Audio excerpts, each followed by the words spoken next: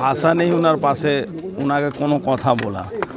মা বাবা বাচ্চার 8 বছরের বাচ্চা এইভাবে ট্রেনারদের গাফিলতি, বাচ্চারা যখন পুকুরে নামছে সাঁতার শেখার জন্য, তখন তো তাদের মূল দায়িত্ব থাকে কিভাবে তাদেরকে প্রোটেকশন দেবে। এখানে তো একটা বাচ্চার উপরে একজন লোক থাকা দরকার, সেখানে একটা বাচ্চা গায়েব হয়ে গেল। তাদের মানে গার্জিয়ান মা বলছেন কি, আমাকে বলছে বাচ্চা উঠে গেছে, আপনি শাওয়ারে যান, আপনি বাড়ি চলে যান।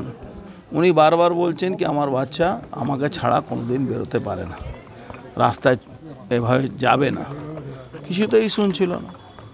যেখানে এতগুলো বাচ্চা সাঁতার শেখে প্রতিদিন, সেখানে ট্রেনারে খুব রিস্ক যারা যে গার্জিয়ানরা দিচ্ছেন তাদের খুব রিস্ক আছে।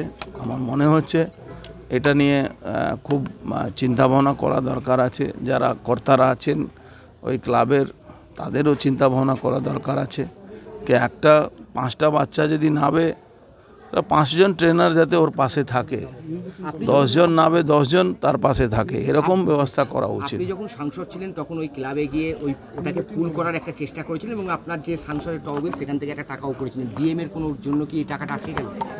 দেখুন প্রবলেম কি হয়ে যাচ্ছে, আমরা যখন বিরোধী যারা রাজনীতি করি, যারা এমপি হন, তাদের টাকা ডিএম খরচ করতে চায় না।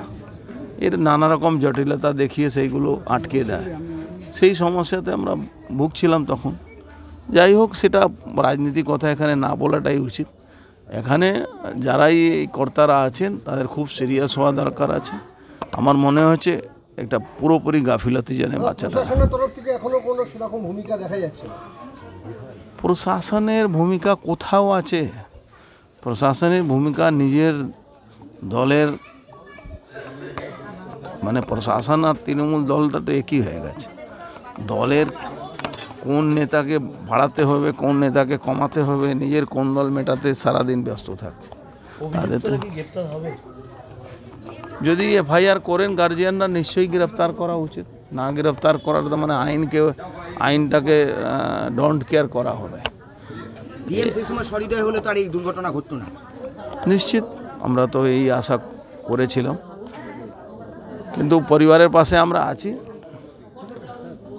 আমাদের দ্বারা কোনো রকম আইনি সাহায্য, অন্য কোনো সাহায্য যদি পরিবারের লাগে, আমরা নিশ্চয়ই তার পাশে থাকবো।